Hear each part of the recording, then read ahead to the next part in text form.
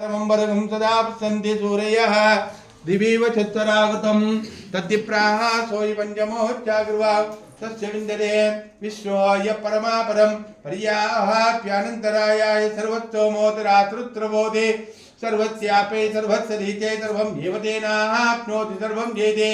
ओम नारायणाय विद्महे वासुदेवाय धीमहि तन्नो विष्णु प्रचोदयात् ओम महादेव्यै च विद्महे विष्णुपत्नी च धीमहि तन्नो लक्ष्मी प्रचोदयात् दाशरथाय विद्महे सीतावल्लभाय धीमहि तन्नो रामचन्द्र प्रचोदयात् महादेव्यै च विद्महे वेदपत्नी च धीमहि तन्नो सीता प्रचोदयात् निरञ्जनाय विद्महे निराभासाय धीमहि तन्नो श्रीनिवास प्रचोदयात् भक्तिन्दकाय विद्महे तीक्ष्णधनुष्ट्राय धीमहि तन्नो नरसिंह प्रचोदयात् आञ्जनेयाय विद्महे वायुपुत्राय धीमहि तन्नो हनुमत् प्रचोदयात् देवदेवस्य अनन्त भोभवतनन्ता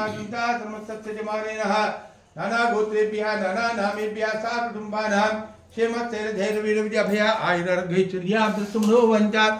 इष्टकाम्या सफलसिद्धिरस्तु एतत्फलं सीतारामचन्द्रस्वामी पादारविन्दार्पणमस्तु।